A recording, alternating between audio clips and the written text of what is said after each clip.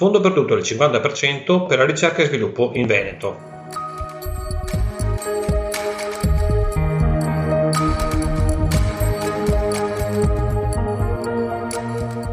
È stato pubblicato il bando 114 Ricerca e sviluppo per aggregazione d'impresa. Si tratta di un contributo a fondo perduto del 50% fino a 350.000 euro di contributo, quindi si tratta di un contributo molto consistente, a favore delle attività collaborative di ricerca e sviluppo per lo sviluppo di nuove tecnologie sostenibili, di nuovi prodotti e di nuovi servizi.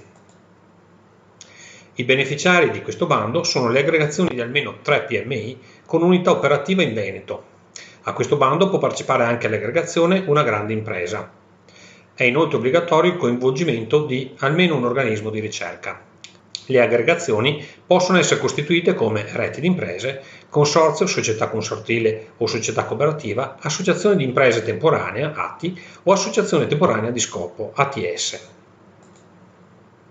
L'agevolazione consiste in un fondo perduto del 50% delle spese ammissibili che scende al 40% per tutti nel caso della partecipazione di una grande impresa. La spesa minima ammissibile è di 100.000 euro e la spesa massima incentivabile è di 700.000 euro, quindi con un contributo che può arrivare a 350.000 euro. Interventi ammissibili: sviluppo di nuovi prodotti e servizi, sviluppo di tecnologie innovative, sostenibili, efficienti ed inclusive per introdurre nei sistemi produttivi prodotti e impianti intelligenti, dispositivi avanzati di virtual prototyping e servizi ad alta intensità di conoscenza.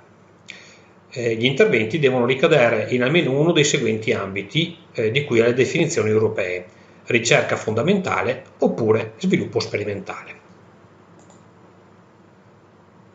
Le spese ammissibili sono l'acquisto di conoscenze e brevetti, quindi know-how, l'acquisto di strumenti e attrezzature per la quota di ammortamento necessaria, consulenze specialistiche e servizi esterni, personale dipendente che non può superare il 70% della spesa totale del progetto, spese per la realizzazione di un prototipo, costi di esercizio che non possono superare il 10% della spesa personale dipendente, spese generali calcolate in misura forfettaria al 5% sul totale della voce spesa personale dipendente, spese per garanzie e fideiussioni.